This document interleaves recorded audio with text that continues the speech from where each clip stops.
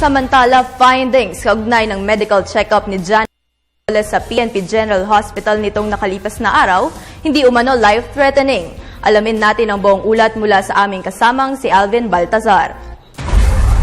Hindi life-threatening. Ganito ang naging findings ng mga manggagamot ng PNP General Hospital na nagsagawa ng medical examination kay Pork Barrel Scam Queen Janet Lim Napoles. Ang idinading na bleeding at ovarian cyst ng pasyenteng si Napoles hindi lumabas sa isinagawang pagsusuri kanina bilang findings at sa halip, bukol sa uterus ang nakita.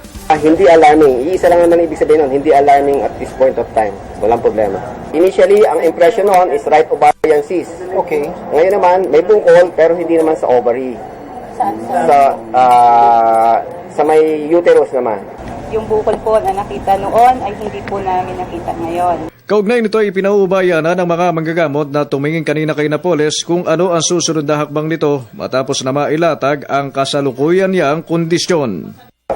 Alam na ho ni Mrs. Napoles yung condition at diagnosis sa kanya ng ating OB-GYN. Now, it's up for her to seek another court order, seek another consultation for our medical management para po matugunan yung kanyang nalalamang sakit na ngayon. Dahil wala ngang nakitang seryosong panganib sa kondisyon ni Ginang Napoles, hindi na inabot pa ng tanghali ang pananatili nito sa Campo Crame.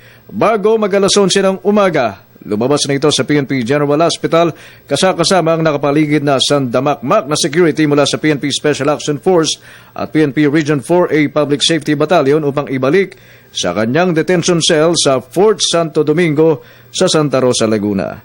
Para sa Telebisyon ng Bayan, Alvin Baltazar.